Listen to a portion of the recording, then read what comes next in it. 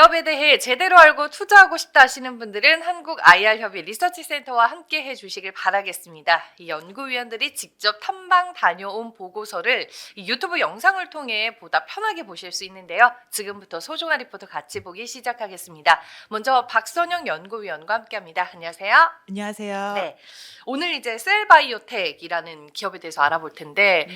이 기업은 예전에 한창 시장을 좀 뜨겁게 달궜었던 네. 기업임을 제가 기억을 하거든요. 네네. 네, 요즘에는 또 어떤 이슈가 있는지 차근차근 얘기를 풀어보겠습니다. 네, 사실 최근에 뉴키즈에서 삼종이가 좀 다시 나오면서 네. 좀 약간 주목을 받았었는데 그 친구들이 광고를 하면서 하던 그 듀오락이라는 브랜드로 유명한 회사입니다. 네. 셀바이오텍이고요.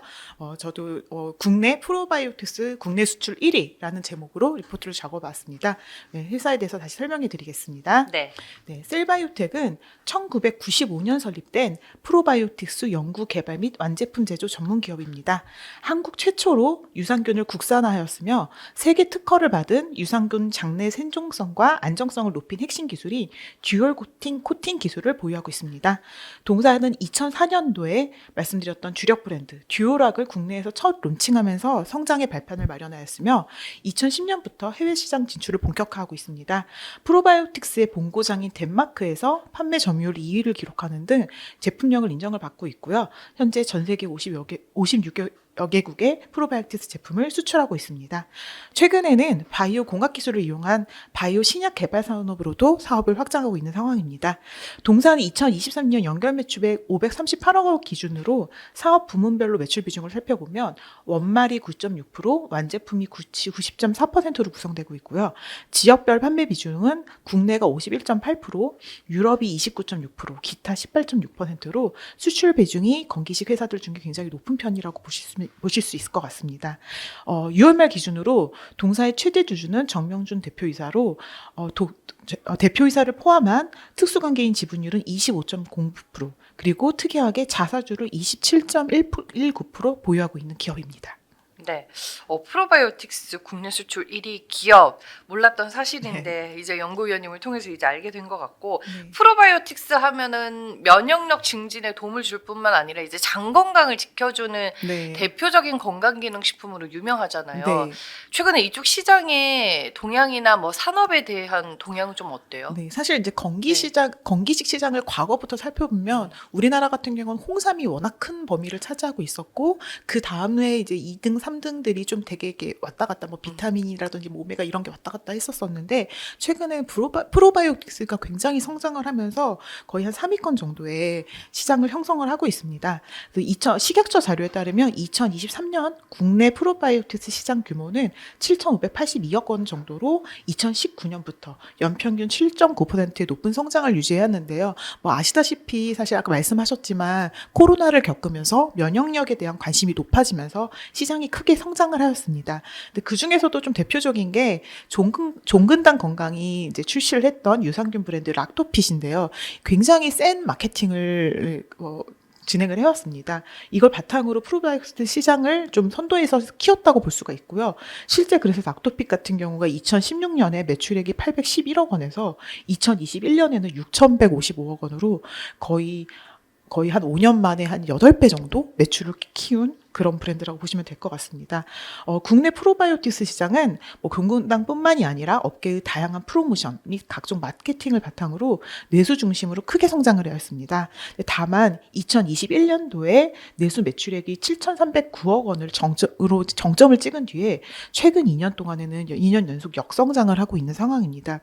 이미 내수 비중이 이제 업체들의 매출 전체에서 내수 비중이 90% 이상을 차지하고 있는 만큼 약간 내수를 기반으로 한 성장은 조금은 약간 한계에 봉착한 게 아닌가라고 생각되고요. 그로 인해서 지금 사실 업계 내부에서는 좀 가격 경쟁이라든지 출혈 경쟁이 좀 이어진다는 부분이 좀 아쉬운 상황인 것 같습니다. 네, 프로바이오틱스도 이제는 내수보다는 수출이 중요한 시점이 왔다라는 생각이 들고 그런 점에서 셀바이오텍이 좀 강점을 가지고 있는 회사가 아니냐라는 생각도 드는데 셀바이오텍의 투자 포인트가 될 만한 요인들 좀 정리를 해주시죠. 네, 우선 투자 포인트를 크게 세 가지로 잡아봤습니다. 첫 번째로는 독보적인 기술력을 갖고 있는 회사다. 그러다 보니 이걸 바탕으로 수출을 잘할 수 있을 것 같다. 두 번째는 오랜 염력을 바탕으로 그런 기술력을 바탕으로 지금 신약을 만들고 있다. 그리고 세 번째로는 경우는 굉장히 안정적인 재무 구조를 갖고 있다라는 부분입니다. 세부적으로 말씀드리겠습니다. 셀바이오텍은 프로바이오틱스 유산균의 연구 개발, 배양, 발효, 생산과 관련하여 독보적인 프로바이오틱스 기술력을 보유하고 있는 회사입니다. 세계에서 가장 많은 FDA가 인증한 FDA 클래스 등재 유산균을 보유하며 안정성이 철저히 연구된 최상위 품질의 균주를 보유하고 있는 상황입니다. 또한 세계 특허받은 듀얼 코팅 기술력을 바탕으로 기존의 유산균 대비 100배 이상 높은 장내 생존율을 바탕으로 우수한 제품을 생산 및 판매하고 있습니다. 현재 앞서 말씀드린 것처럼 전 세계 55여 개국에 프로바이오틱스를 수출하고 있으며 국내에서 프로바이오틱스 수출 1위, 그리고 싱가포르 프로바이오틱스 병원 시장 1위, 덴마크 프로바이오틱스 약국 시장 점유율 2위 등의 실적을 통해 이런 기술력을 인정받고 있습니다. 아까 그 산업에서 얼핏 말씀드렸지만 국내 같은 경우에는 조금 그 프로바이오틱스 시장이 요새 좀 산업이 경쟁이 치열해지고 있고 동사 같은 경우는 워낙 기술력을 갖고 있는 제품이다 보니까 이런 출혈 경쟁에 사실 참여를 하지 않았었고 그로 인해서 국내에서 매출은 좀 성장은 좀 더딘 편입니다. 다만 앞으로 이제 프로바이오틱스 시장 자체가 성장을 하였고 좋은 제품에 대한 니즈가 올라가고 있기 때문에 내수에서도 앞으로는 좋아질 거라고 기대하고 있고요. 그 전에는 우선은 마진도 좋고 제품에 대한 그런 인지도나 이런 것들이 높은 해외를 위주로 매출 성장을 이어갈 전망입니다. 두 번째로는 대장암 치료제입니다. 동사는 30여 년간 축적한 유산균 연구 역량을 바탕으로 마이크로바이옴 기반의 신약을 개발하고 있습니다. 2024년 올해 3월이죠. 국내 FDA로부터 임상 1상 IND 승인을 받았습니다. 동사가 연구를 하고 있는 대장암 신약 PPP8 같은 경우에는 전이성 말기 암 환자 32명을 대상으로 올해 임상 1상을 개시할 예정입니다. 동사가 이 연구하고 있는 신약 같은 경우에 그 단백질 P9을 타겟으로 하는데요. 이 P8 같은 경우는 대장암 세포를 죽이는 항암 단백질로 이미 알려져 있는 단백질입니다. 동사는 대장에서 P8을 생산할 수 있는 유전자 제조합 유산균을 환자의 장에 정착시켜서 이 치료 단백질인 P8을 장내에서 연속적으로 발현하는 기전을 통해 대장암 신약을 개발하고 있습니다. 동사가 지금 개발하고 있는 PPP8 같은 경우는 유산균 약물 전달 시스템을 이용해 입으로 먹을 수 있는 경구제로 개발되고 있어서 복용 편의성이 높고 기존의 대장암 치료제의 부작용을 개선해서 안정성을 높였고 또한 경제적 부담을 완화할 수 있는 특징이 있고요. 또한 약물이 장까지 직접 전달하는 그런 시스템을 이용하기 때문에 치료 효율에도 높을 것으로 기대되고 있어서 향후에 임상 1상의 진행 상황을 좀 지켜볼 필요가 있다라고 보고 있습니다. 그리고 세 번째입니다. 동사는 캐시카우 기반의 우수한 재무 구조를 갖고 있는 회사입니다. 제가 동사의 IFRS가 도입된 이후에 실적을 한번 찾아봤는데요. 보면은 단 한 차례의 영업 적자나 순이익 적자가 없습니다. 듀오락이라는 그 건강기능식품 제품을 바탕으로 꾸준하게 매출 및 이익을 달성하고 있는 기업입니다. 이걸 바탕으로 해서 지금 6월 말 기준으로 2024년 6월 말 기준으로 이익 잉여금이 1,224억 원이나 달할 정도로 굉장히 잉여이익도 많이 쌓여 있는 상황이고요.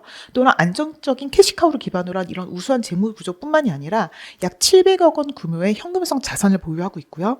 또한 250만 여주, 그러니까 지분율로 치면 27% 정도의 자사주를 또 보유하고 있는 회사입니다. 그러다 보니 동사는 이런 우수한 현금 창출 능력을 바탕으로 신약 개발을 함에 있어서도 자체 현금 흐름을 바탕으로 외부 자금 조달 없이 하고 있다라는 안정성을 측면에서 안정적으로 신약 개발을 하고 있고요. 또한 이런 현금성 자산 및 자사주 같은 경우는 향후에 동사의 하고 사업적 시너지가 기대되는 신사업이나 M&A 등에 활용할 수 있는 재원이 될 수 있다는 부분, 혹은 주주 환원 등의 이것을 사용할 수 있다는 측면에서 굉장히 긍정적이라고 판단하고 있습니다. 네, 프로바이오틱스 측면에서는 독보적인 기술력 가지고 있고 여기 이제 신약 모멘텀에 탄탄한 재무 구조까지 다양한 모멘텀을 가지고 있는 셀바이오텍의 투자 포인트 정리를 해봤고요. 실적이 이제 과연 어떤지 궁금해지는데 네, 남은 2024년 실적 어떻게 보시나요? 네, 그 실적은 사실 최근에 국내 시장이 너무 안 좋은 상황이라서 좀 아쉬운 부분을 이어가고 있는 상황이긴 합니다. 2024년 올해 실적은 매출액 531억 원, 영업이익 79억 원, 지배주주 순이익 126억 원을 전망을 하고 있고요. 말씀드렸던 것처럼 국내는 프로바이오틱스 시장 경쟁 심화로 인해 부진한 실적이 전망되고 있는 상황이지만 동사 같은 경우는 해외 수출을 중심으로 이런 매출 감소폭을 많이 상쇄할 것으로 예상되고 있습니다. 다음에 이익은 좀 좋을 것으로 봅니다. 이익 측면에서는 작년도에 동사가 신규로 영양제 신규 사업을 좀 진출하면서 약 50억 원 가량의 굉장히 대규모 마케팅 비용을 썼었는데요. 올해는 그 비용이 소멸됨에 따라서 영업이익률은 전년 대비 10.8%포인트 정도 개선되면서 크게 좋아질 것으로 보고 있습니다. 네, 알겠습니다. 주가는 이제 제가 차트를 보니까 7월에 굉장히 좋았던 걸로 네네. 확인이 되던데 네. 현재 밸류에이션 수준은 좀 어때요? 네, 잠깐 좀 이렇게 반등을 했었었는데 네. 전반적으로 동사가 아까 말씀드렸던 것처럼 실적이 한번 꺾이고 요새 경쟁이 심화가 되고 있는데 상대적으로 국내 수출이 매출이 안 나오다 보니까 좀 이렇게 낮은 수준의 주가를 계속 형성하고 있는 상황이긴 합니다. 동사는 지금 2024년 올해 예상 실적 기준으로 했을 때 밸류에이션은 PER 10.7배, PBR 1.1배, PSR 2.5배 수준으로 동사가 지금 속해 있는 건강관리 섹터 밸류에이션 대비해서는 굉장히 저평가를 받고 있고요. 실질적으로는 프로바이오틱스 국내 건기식 회사들 그리고 그 마이크로바이옴 기반의 신약을 하고 있는 회사들하고의 좀 밸류에이션 비교를 할 수 있을 것 같은데 국내 프로바이오틱스를 하고 있는 회사들의 실적이 너무 안 좋습니다. 그래서 밸류에이션 비교하기가 현실적으로 좀 어려운 상황이고요.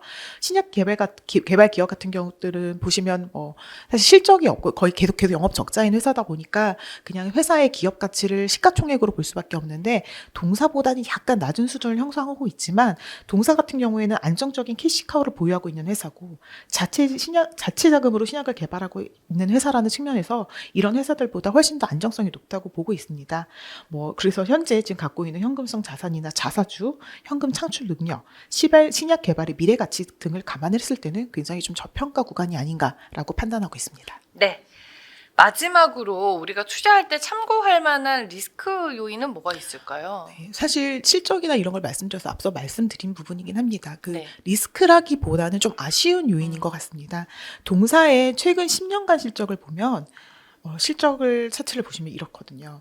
굉장히 과거에는 거의 2013년부터 2018년까지는 매출액이 연평균 15% 성장을 하면서 높은 매출 성장을 보였고요. 또 매년 30%대 이상의 높은 영업이익률을 유지했었습니다.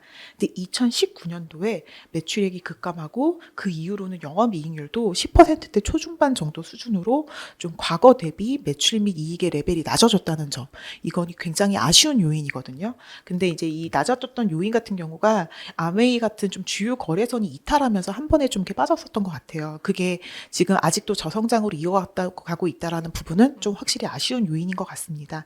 다만 안정적으로 한 번도 영업 적자나 순이익 적자를 내지 않고 안정적으로 실적을 이어가고 있다는 점, 그리고 수익성 훼손의 우려가 있는 국내보다는 수출을 중심으로 한 프로바이오틱스 매출 성장에 집중을 해서 이 부분을 좀 해소하려고 노력을 하고 있습니다. 그리고 사실 최근에 회사 한번 다시 미팅을 했는데요. 내년도 사업 전략으로는 기존 제품을 훼손한다기보다 수익성을 개선을 할 수 있는 제품을 좀 리뉴얼을 한다든지 이런 걸 통해서 좀 국내에서도 좀 이제 잘하려고 좀 노력을 하고 있다, 이런 얘기도 하고 계시더라고요. 네, 안정적인 재무 구조를 그래도 유지하고 있는 회사이기 때문에 그 이면에 또 어떤 노력들을 하고 있는지 여러분들 잘 한번 지켜보시길 바라겠습니다.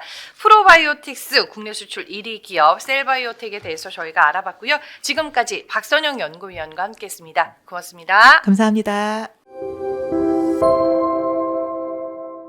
네, 소중한 리포트 같이 보기 다음 기업에 대해서 알아보겠습니다. 이번에는 이문진 연구위원 나와 계십니다. 안녕하세요. 안녕하세요. 네, 오늘 이제 소개해 주실 기업이 인벤티지랩인데 시장에서는 비만 치료제 관련주로 또 많이 알려진 회사가 아닐까 싶습니다. 구체적으로 어떤 회사인지 설명을 해 주시죠. 네, 뭐 방금 말씀하신 것처럼 이제 뭐 비만 치료제 관련주로 최근에 많이 언급이 되어 있기는 한데 이제 인벤티지랩은 약물 전달 시스템을 개발하는 바이오 기업입니다. 뭐 구체적으로는 이제 미세 유체 역학이라고 하는 마이크로 플루이딕스 기술을 기반으로 해서 이제 약물 전달하는 그런 기술을 개발하는 바이오 기업이고요. 2015년 5월에 설립해서 2022년 11월에 기술 특례 상장 제도를 통해서 코스닥에 상장된 기업입니다.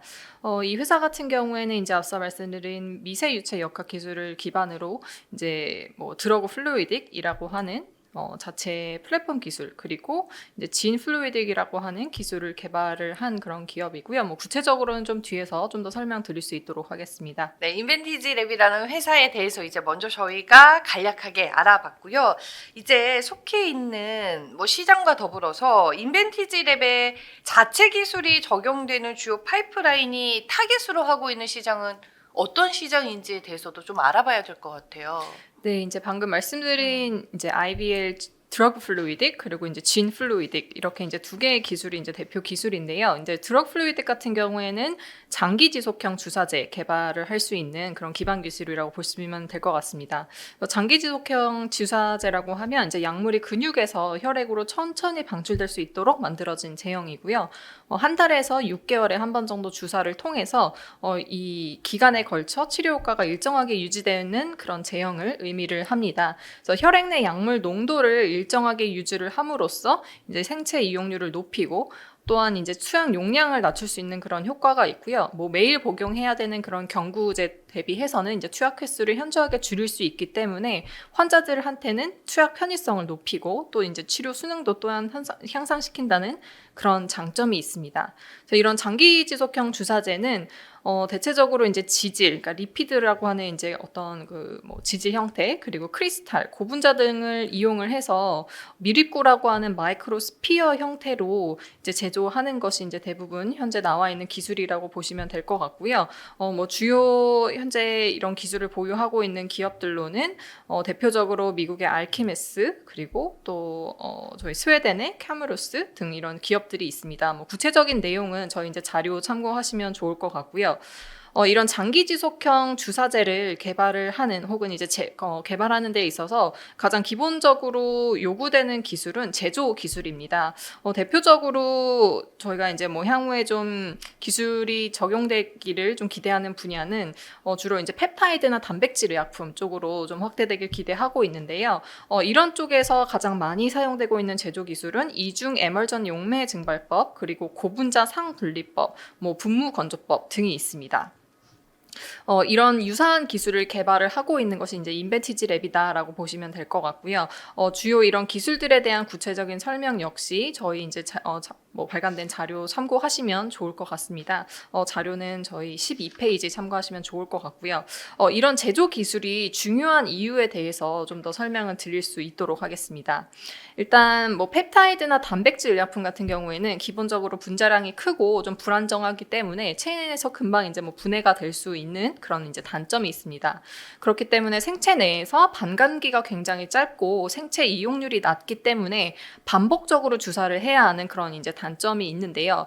이러한 특징을 극복하기 위해서 개발된 이런 지속형 펩타이드나 단백질 의약품들은 뭐 폐기화라고 해서 이 약물의 분자량을 좀 더 크게 좀 구조를 변형시키는 형태로 해서 반감기를 연장을 시키거나 또 이런 앞서 말씀드린 장기 지속형 주사제로 개발을 해서 체내에서 약물이 천천히 방출되도록 개발하는 그런 여러 가지 방법이 있습니다. 근데 여기서 이제 저희가 이제 마이크로스피어 장기 지속형 주사제로 개발하기 위해서 가장 중요한 것은 이 약물의 캡슐화, 제조 공정, 약물의 방출, 멸균, 보관, 그리고 유통 등의 전 과정에서 이 펩타이드가 분해되거나 변형되지 않도록 안정화를 시키는 게 이제 중요하고요. 또한 앞서 말씀드린 대로 예를 들어 이 약물을 뭐 한 달, 뭐 두 달, 세 달, 6달 뭐 이런 식으로 이제 목표 기간 동안에 약물이 안정적으로 방출이 되면서 효과가 지속되는 것이 굉장히 중요합니다. 그렇기 때문에 그런 과정에서 사실 가장 문제가 되고 있는 부분을 좀 더 말씀을 드리면 이런 펩타이드나 단백질 의약품이 초기 과다 방출로 인해서 이제 투여 초기에 굉장히 많은 양의 약물이 갑자기 확 이제 체내에서 방출되는 그런 문제점이 발생을 하고 있는데요. 이는 주로 이제 마이크로스피어라고 하는 이 밀입구 표면 근처에 있는 약물의 분자 방출과 연관성이 굉장히 높습니다. 그래서 이런 부분들을 어떻게 잘 조절을 해서 장기간 동안 이 치료 효과가 지속될 수 있는지를 확보하는 것이 이런 이제 장기 지속형 주사제를 개발하는 기업들의 핵심 기술로 이제 뽑힐 수 있다라고 말씀을 드릴 수 있을 것 같고요. 앞서 말씀하신 것처럼 이런 장기 지속형 마이크로스피어 이런 기술들이 적용되고 있는 질환 분야는 지금까지는 이제 탈모, 뭐 치매, 뭐 이제 실제 뭐 환자들이 뭐 얼마나 자주 이제 투약을 했는지 좀 뭐 트래킹하기 어렵거나 혹은 뭐 이제 복용 순유도가 좀 낮은 그런 질환에서 많이 개발이 되고 있는데요. 최근에는 이러한 기술들을 이제 뭐 비만 치료제로도 이제 적용을 하면서 그런 기술에 대한 관심도도 굉장히 높아지고 있습니다. 참고로 2023년 글로벌 비만 시장 규모는 67억 달러였고요. 2030년까지 759억 달러로 연평균 약 41% 성장이 전망되고 있는 그런 상황입니다. 네, 알겠습니다. 이제 전체적으로 이제 저희가 설명을 좀 들어봤고, 제가 알기로는 장기 지속형 주사제를 이제 빅파마와 또 공동 개발하는 것도 알려진 걸로 알고 있는데, 저희가 이제 더 깊게 봐야 할 주요 투자 포인트로는 어떤 요인들이 있을까요? 네, 이제 방금 말씀하신 대로 뭐 저희 인벤티지 랩 역시도 뭐 글로벌 빅파마와 함께 좀 협력 계약을 체결한 그런 상황이고요. 그 계약에 기반이 되는 이제 저희 플랫폼 기술에 대해서 좀 더 설명을 드리겠습니다. 가장 대표적으로 저희가 IBL 드러그 플루이딕이라고 하는 기술은요. 일단 체내에서 생분해되는 고분자와 약물을 조합해서 마이크로스피어 형태로 제조한 장기 지속형 주사제 기술입니다. 이 저희 인벤티지 랩이 기반으로 하는 기술은 일단 마이크로 플루이딕스라고 하는 미세 유체 역학 기술을 접목을 했는데요. 마이크로 플루이딕스는 일반적으로 이제 100 마이크로미터 미만의 작은 채널에 연결된 공간 안에 유체의 흐름을 정밀하게 제어하는 그런 과학 기술을 의미를 하는데요. 이러한 채널에서 저희가 약물을 제조하는 그런 기술을 자체적으로 개발을 했고, 이 기술을 기반으로 해서 저희가 이제 다양한 그런 장기 지속형 주사제를 개발을 하고 있는 그런 상황입니다. 실제 저희의 이제 특장점이라고 한다면 굉장히 균일한 크기로 그 마이크로스피어를 형성을 할 수 있다라는 것인데요. 앞서 말씀드린 것처럼 마이크로스피어는 이제 안정적인 약물 방출에 굉장히 이제 중요한 역할을 합니다. 그래서 마이크로스피어의 크기가 서로 다르거나 이제 약물 안에서, 그러니까 그 마이크로스피어 안에서 약물이 굉장히 뭐 고르게 분포되어 있지 않은 경우에는 저희가 목표하는 기간에 걸쳐서 일정하게 약물이 방출되기 어렵고 또 체내에서 혈중 약물 농도 또한 안정적으로 유지가 되지 않기 때문에 치료 효과가 낮고 또 부작용 발생 위험이 높아진다라는 그런 단점이 있는데요. 저희 같은 경우에는 그 마이크로스피어 안에 굉장히 고르게 이제 약물을 분포할 수 있는 그런 제조 기술을 확보를 했다라고 말씀드릴 수 있을 것 같습니다. 그리고 이제 방금 말씀하신 이제 빅파마의 협력 관련된 내용인데요. 지난 9월 인벤티지 랩은 글로벌 제약사인 베링거 인겔하임과 함께 이 장기 지속형 주사제 공동 개발 계약을 체결을 했습니다. 그래서 베링거가 이제 보유하고 있는 신약 후보 물질을 기반으로 저희가 이제 장기 지속형 주사제 제형을 이제 개발을 하고 비임상 시료를 공급하는 그런 형태입니다.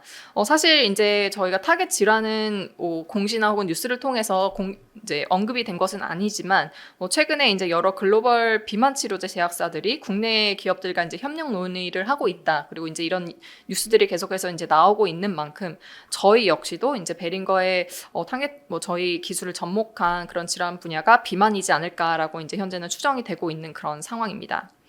실제 이제 비만 시장에서 지금 이런 장기 지속형 주사제가 계속해서 좀 주목을 받는 이유에 대해서 설명을 드리자면 저희가 2022년 그리고 2023년 좀 다수의 이런 비만 치료제들이 미국 FDA로부터 공급 부족, 이제 쇼티지 리스트에 오른 바 있습니다.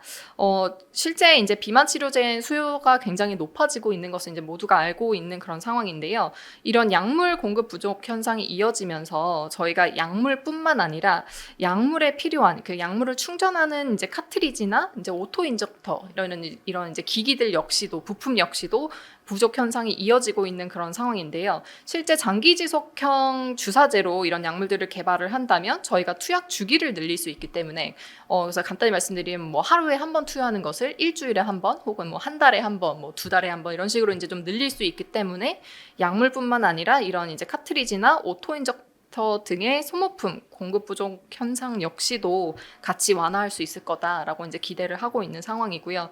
또한 이런 비만 치료제들이 굉장히 이제 많이 나와 있기 때문에 경쟁 역시 심화가 되고 있죠. 그래서 이런 뭐 경쟁력 강화 그리고 공급 부족에 대한 대안으로 이런 장기 지속형 기술에 대한 관심이 굉장히 높아지고 있는 상황인 만큼 저희 역시도 기존 뭐 파트너십을 통해서 좀 다양한 그런 연구 성과를 뭐 공개를 한다면 향후에 좀 추가적인 그런 뭐 기술 이전 그리고 동사의 이제 플랫폼 기술이나 파이프라인의 재평가 역시도 가능할 거다라고 보고 있습니다.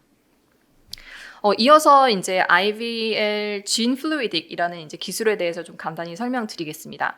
이거는 이제 드러그 플루이딕에 이어서 저희가 이제 LNP라고 하는 지질 나노 입자의 이제 제조 시스템 기술인데요. 지질 나노 입자는 mRNA 같은 이런 불안정한 유전 물질을 뭐 지질층으로 둘러서 만든 이제 뭐 캡슐화한 그런 약물 전달 시스템이다라고 이제 좀 간단히 설명을 드릴 수 있을 것 같습니다. 이런 LNP 같은 경우에는 코로나 백신이나 RNA 치료제에 이제 필요한 그런 기술인데요. 실제 현재 LNP를 제조하는 방법은 저희가 업스트림이랑 다운스트림이라고 하는 이제 제조 공정이 있는데 뭐 각각 좀 다른 제조사에서 뭐 공정을 한다거나 이 제조 특성상 연속적으로 공정을 하는 것이 굉장히 어렵고 생산 효율성이 낮다는 한계점이 존재하는 그런 상황입니다. 근데 동사의 이제 마이크로 플루이딕스 기술을 이용하는 경우에는 연속적으로 저희가 전체 제조 공정을 저희 이제 제조 시스템을 이용해서 뭐 구현을 할 수 있다라는 것이 장점이라고 말씀을 드릴 수 있을 것 같고요. 실제 저희가 그 핸디진이라는 라인업을 구축을 한 그런 상황이고요. 대표적으로 핸디진 GMP 그리고 핸디진 랩 그리고 핸디진 커머셜 이렇게 이제 3개의 라인업을 구축을 하고 있습니다. 그래서 뒤에 이제 저희 뭐 그림을 참고해서 보시면 저희가 최대 수율이나 실제 처리할 수 있는 용량에 따라서 이렇게 3개의 라인업을 구축을 하고 있고 전반적으로 mRNA 관련된 백신이나 RNA 치료제에 필요한 이제 부분이라고 말씀을 드렸는데 LNP의 사용량이 이제 늘어나고 실제 개발에 이제 필요한 그런 뭐 수요 역시도 증가를 하고 있는 만큼 저희도 이 핸디진을 활용을 해서 CDMO나 뭐 CMO 사업까지 이제 확대를 지금 목표를 하고 있는 그런 상황이고요. 실제 저희가 이제 뭐 추가적으로 파트너링을 하는 경우에는 저희 기술이나 이런 제품들에도 계속해서 관심이 증가할 것으로 기대하고 있습니다. 이 LNP를 전달체로 활용하는 신약 연구 개발이 최근에 뭐 좀 확대가 되고 있는 추세예요. 여기저기 많이 쓰이고 있어요. 네, LNP가 이제 말씀드린 것처럼 뭐 mRNA라든지 RNA 치료제라든지 실제 유전자 세포 치료제 이런 뭐 차세대 제품들에 많이 사용이 되고 있는 그런 부분인데요. 그렇다 보니까 이 제조 기술의 어떤 발전 그리고 제조 기술 확보 여부에 따라서 향후 저희가 타겟하고 있는 CDMO나 CMO 쪽의 사업 역시도 계속해서 확대될 것으로 보고 있습니다. 네, 그렇군요. 일단 뭐 인벤티질의 플랫폼 기술이나 뭐 파이프라인 같은 경우에는 이제 재평가를 받을 수 있는 부분들이 충분히 있기는 한데 아무래도 이제 업체 특성상 실적은 조금 물음표가 붙는다든지 좀 아쉬운 부분은 없는지 궁금해지거든요. 네, 인벤티지랩은 현재 신약 개발 중심의 바이오 기업이기 때문에 수익원이 아직은 제한적인 상황입니다. 그래서 현재 매출액의 대부분은 이제 파이프라인 기술 이전에 따른 기술료 수익에서 창출이 되고 있는 그런 상황이고요. 이 외에는 저희가 2021년 9월에 출시한 동물용 심상사상충 백신 듀라하트라는 제품에서 연간 약 1억 원 수준의 제품 매출이 발생하고 있습니다. 그래서 아직까지는 이제 보신 것처럼 매출이 굉장히 미미한 그런 상황이기는 보이기는 하고요. 일단 2024년 저희 실적에 대해서 좀 말씀을 드리면 저희가 연간 실적은 작년 대비해서 약 48% 성장한 9.7억 원 정도로 예상을 하고 있고 이 중에서 기술료 수익은 약 8.5억 원으로 추정을 하고 있습니다. 저희 일부 파이프라인의 연구개발 진전이 되면서 저희가 마일스톤 유입이라든지 이런 기술료 수익의 규모 기술료 수익이 반영될 것으로 예상을 하고는 있지만 이 구체적으로 계약 조건이 공개된 것은 아니기 때문에 실적 변동성은 가능성이 존재한다라고 말씀을 드릴 수 있을 것 같고요. 연구개발비는 저희가 올해 125억 원 정도 이제 예상을 하고 있어서 작년 대비해서 좀 소폭 증가한 수준으로 보고 있고, 다만 이제 전년 대비해서 이제 매출 성장이 조금 있는 만큼 영업 적자는 소폭 감소한 157억 원 수준으로 보고 있습니다. 네, 서두에도 말씀드렸다시피 비만 치료제 관련주로 이제 시장 안에서 묶이면서 많은 투자자분들의 관심을 받았고 주가도 지난 6월 중순에서 9월 중순까지 상당히 퍼포먼스가 좋았던 걸로 기억은 하는데 말씀해 주셨다시피 수익원이 아직 제한적이기 때문에 밸류에이션 추산이 또 쉽지는 않을 것 같아서 밸류에이션은 어떻게 봐야 될까요? 네, 맞습니다. 일단 인벤티지랩이 아직까지는 이제 기술료 수익을 통해서 주요 매출을 창출을 하고 있다 보니 현재 저희가 실적 기반의 밸류에이션 평가를 좀 받기 어려운 구간이다라고 말씀을 드릴 수 있을 것 같습니다.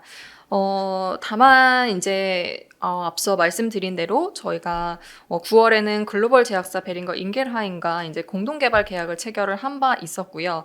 또한 이제 비만 치료제에 대한 관심이 계속해서 글로벌하게 좀 확대되고 있는 만큼 저희 이제 기반 기술인 IVL 드러그 플루이딕 기술 적용 범위 확대에 대한 연구 성과 발표 그리고 이제 파트너링이 확대되는 경우에는 저희 플랫폼 기술이나 파이프라인의 이제 재평가가 가능할 것으로 기대가 되고 있는 상황입니다. 네, 알겠습니다. 마지막으로 이제 투자자분들이 좀 신경 써서 봤으면 좋을 만한 부분, 리스크 요인이 될 만한 부분은 뭐가 있는지 들어볼게요. 네, 현재 저희 IVL 드러그 플루이딕은 일단 이런 기술을 적용해서 균일하게 이제 마이크로스피어를 형성한다. 그리고 이 형성한 마이크로스피어를 대량 생산이 가능하다라는 그런 장점이 있다라고 말씀을 드렸는데요. 사실 아직까지 저희 기술을 적용을 해서 개발하고 있는 신약들 중에 후기 임상에 진입한 약물은 부재한 그런 상황입니다. 그래서 실제 저희가 후기 임상 진입한 이후에도 좀 생산 스케일업이라든지 배치 간의 이제 약물 제조 재현성 그리고 CMC 등의 추가 데이터 확인은 필요하다라고 보고 있는 그런 상황이고요. 또한 저희가 올해 9월에 그 CB 이제 전환사채 발행을 약 390억 원 정도 이제 통해서 이제 390억 원 정도 자금 조달을 하는 그런 상황인데 이 CB 같은 경우에는 전환권 대가 즉 이제 리피싱 조건이 없는 형태로 이제 발행이 되어서 사실 일부 이제 자본으로 인식을 한 그런 상황이고요. 다만 저희 그 CB가 전환 청구 가능한 시점이 내년 2025년 9월 20일 이제 경인데요. 그때부터는 사실 이제 전환 청구 가능한 물량에 대해서는 오버행 우려가 발생할 수 있다라고 보고 있습니다. 네, 알겠습니다. 인벤티지랩 하면 단순하게 비만 치료제 관련주라고 많은 투자자분들이 생각하실 것 같은데 어떤 사업을 주로 하고 있는지 어떤 플랫폼 기술력과 파이프라인을 가지고 있는지 오늘 임윤진 연구위원의 설명을 통해서 아주 소중한 자료가 됐을 것 같습니다. 저희 얘기는 여기까지 듣도록 하겠고요. 지금까지 인벤티지랩 임윤진 연구위원과 알아봤습니다. 고맙습니다. 감사합니다.